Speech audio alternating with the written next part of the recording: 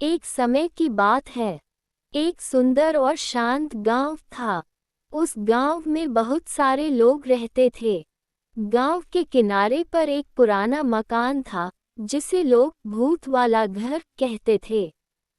वहां एक भूत परिवार रहता था, पति, पत्नी और उनके 2 बच्चे, बेटा चिंटू और बेटी चिंकी।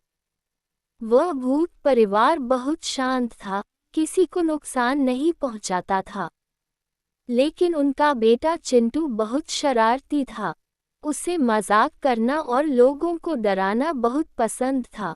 वह कभी किसी के दरवाजे की घंटी बजाकर भाग जाता, तो कभी किसी का सामान हिला देता और लोगों की हालत देखकर हंसता रहता। ऐसा कई दिनों तक चलता रहा। एक दिन चिंटू ने हद पार कर दी। वह रमेश के घर गया, जहां रमेश, उनकी पत्नी सीमा और उनके 2 बच्चे रहते थे।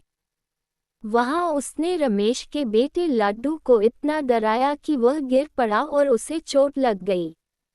लड्डू का खून बहुत बहने लगा।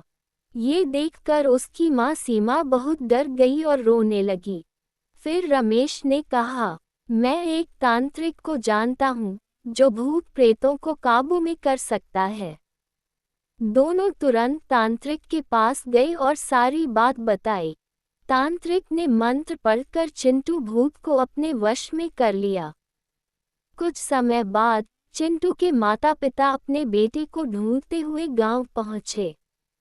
जब उन्होंने सुना कि तांत्रिक ने चिंटू को बांध लिया है, तो वे बहुत दुखी हुए और तांत्रिक की कुटिया पर पहुंच गए। उन्होंने हाथ जोड़कर कहा, महाराज, हमारे बेटे से गलती हुई है, कृपया उसे छोड़ दीजिए। हम वादा करते हैं, वह कभी किसी को परेशान नहीं करेगा। पहले तो तांत्रिक नहीं माने, लेकिन उनकी विनती देखकर बोले, ठीक है, मैं चिंटू को छोड़ देता हूँ, पर अगर उसने फिर ऐसा किया तो मैं उसे सदा के लिए कैद कर दूंगा। भूत पति पत्नी ने कहा, महाराज, ऐसा कभी नहीं होगा। हम इस गांव को छोड़कर बहुत दूर चले जाएंगे। और फिर पूरा परिवार गांव छोड़कर चला गया।